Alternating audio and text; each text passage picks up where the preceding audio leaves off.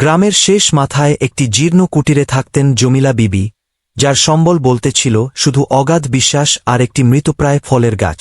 অভাবের সংসারে অনেক সময় তাকে না খেয়েই রোজা রাখতে হতো, কিন্তু তার দুয়ার থেকে কোনো ভিখারি কখনো খালি হাতে ফিরত না।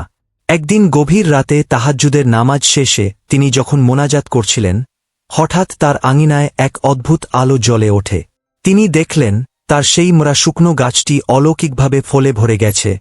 সেগুলো সাধারণ কোনো ফল ছিল না, ছিল খাঁটি সোনার মতো উজ্জ্বল। জমিলা বিবি সেই ফলগুলো বাজারে বিক্রি না করে গ্রামের এতিম আর ক্ষুধার্তদের মাঝে বিলিয়ে দিতে শুরু করলেন। অলৌকিক এই গাছটির খবর দ্রুত গ্রামে ছড়িয়ে পড়ল, আর এতেই নজর পড়ল গ্রামের এক লোভী মাতব্বরের। মাতব্বর ভাবল, এই গাছের নিচে নিশ্চয়ই কোনো গুপ্তধন লুকানো আছে। এক অমাবস্যার রাতে মাতব্বর তার লোকবল নিয়ে গাছটি গোড়া থেকে উপরে ফেলে গভীর গর্ত খুঁড়তে শুরু করে। কিন্তু মাটির নিচে কোনো সোনা ছিল না, ছিল শুধু শুকনো ধুলো। পরদিন সকালে জমিলা বিবি যখন সেখানে আসলেন,